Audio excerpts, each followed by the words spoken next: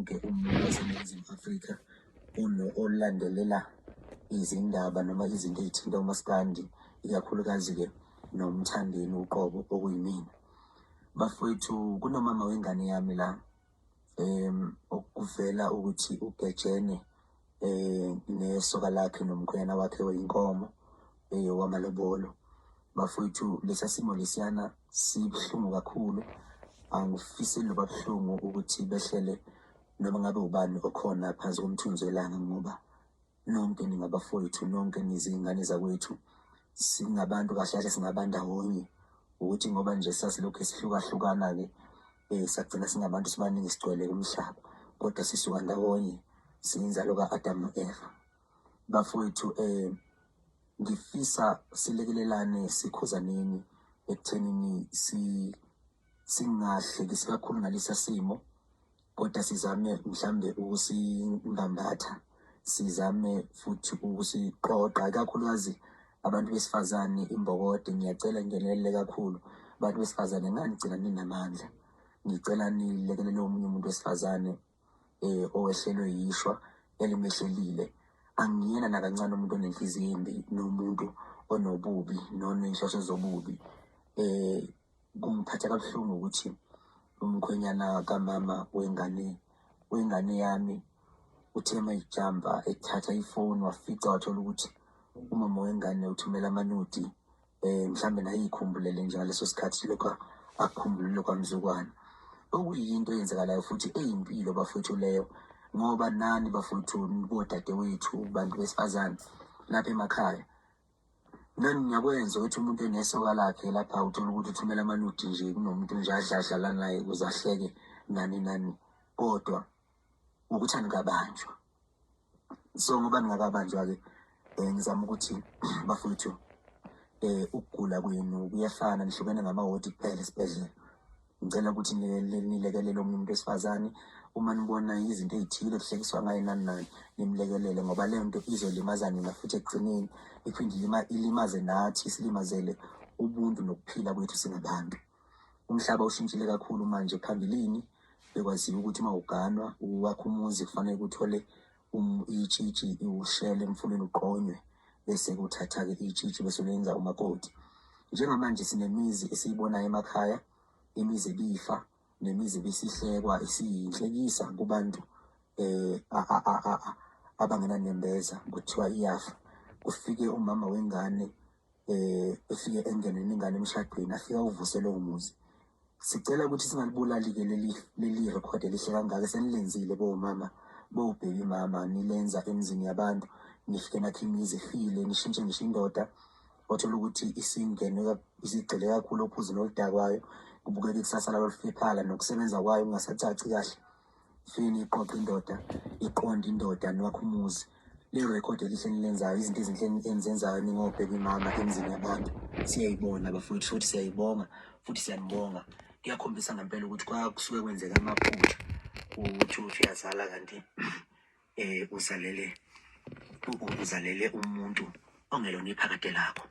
Siyafisa ukuthi linganqamuki lelo rekhodi elihle, lingaphazamiseki, lingamosheki, ngoba iminingi imizi emile ngalokho, ngomama beyingane, ngo-baby mama.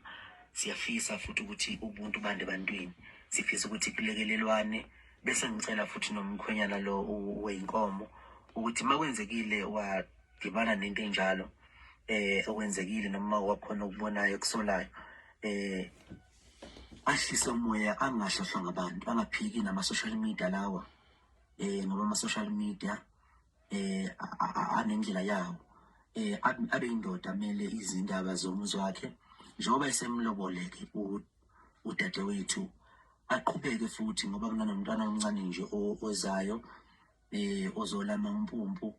Siyafisa ukubabona beyifemili enhle, kuze nalo mntwana ozayo ney'nkomo angabe seyilanda, besale seyiyeka nje inkomo laphana, ephinda alungise futhi axoxe nowakwakhe, bebonisane nje, bebambisane, beyilungise le nto, amaphutha enzeka kumuntu, besibabone beqhubeka. Singajabula kakhulu ukuqhubeka futhi sibabona lokho bevela lapha ey'nkundleni bedansa, befaniselene ngengoma kaMafikizolo ethi uyabona lona owamanje-ke ngathi nguye lo, uyabona.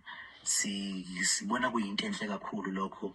Akusandile futhi akwandile, siyabadinga abantu besilisa abanothando olunjengaloleleya nsizwa, abakwazi ukuthatha umuntu wesifazane enomntwana nenye nelinye ijongo, bemnika uthando beze bekhiphe ney'nkomo bemlobole.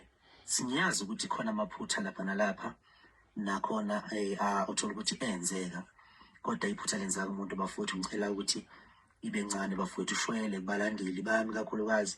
Ngicela ukuthi nje bafowethu ushwele, umuntu naye leya ingane yazalwa yazalwa njengani, uyabona. Bafowethu ngiyacela ukuthi ngempela umfowethu lo amele nje into yakhe, ayiyeke iy'nkomo lapha engabe sayilanda, ngoba vele kunani ingane vele lami umpumpu ezayo. Naye umpumpu futhi mangigcina ngamlobolanga mina, ngingagcina ngibapha futhi naye mhlambe, ngoba vele ubhilonga kukhona ngokwesintu. Umkhwenyana lo mfowabo lo malobola lo wenkomo egcine enomndeni nefamily, engahlohlwa ngabantu. Abantu bayohlale behleka, abantu bayohlale bejabula, abantu bayohlale benjalo, kodwa nabo baney'nkinga zabo. Ngiyafisa kakhulu bafowethu ukuthi engathi singaqhubeka sibe nokuhloniphana kuleso sigaba. Abantu besifazane bayabulawa, omunye umuntu wesilisa mayifica amanudi kanje efonini yomuntu wakhe, mhlambe ethumelela i-ex, omunye uthatha isibhamu adubule, athathe ayidubule naye futhi. Sibuke izimo ey'shaqishayo lapho ey'ndabeni ko-television. Ngiyayibonga leya nsizwa ukuthi ayikwenzanga lokho, kodwa idle igwinye kubaba. Ngokwenza lokho-ke kukhomba ukuthi indoda yona kahle kahle eneziphicaphicwa zothando, esengakwazi futhi ukuthi iphinde futhi ilungise izimo yiqhubeke, iqoqele nomntwana yonke into nalo nomuntu wayo, ingamlahli, ngoba uma imlahla izobe imlahlela abanye. Ngiyafisa nje kakhulu sibambisane kulokhu, bagile kwanele, baney'zathu zokuthi bebegiyelane, kodwa kwamanje ngiyacela ngithi shwele.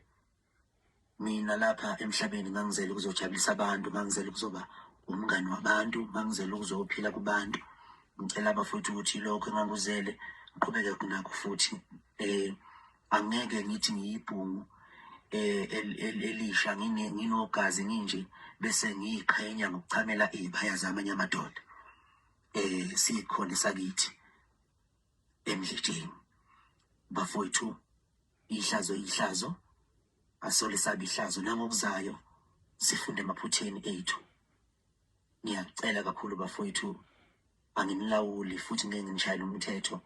Ninempilo eniphilayo lapho nezinto eniy'fisayo, kodwa bafowethu nabo bangabantu laba bantu, uyabona. Ngiyacela bafowethu kakhulu ukuthi nilekelelane nami, siwunqande lo mkhuba, sixoxe ngezinye izinto, siqhubeke impilo iye phambili. Sekwanele-ke i-album iyalunga njalo iyeza, isingaphuma noma yinini, ngoba kuyalunga konke, kuyahlawuleka nani nani, kuyahleleka konke.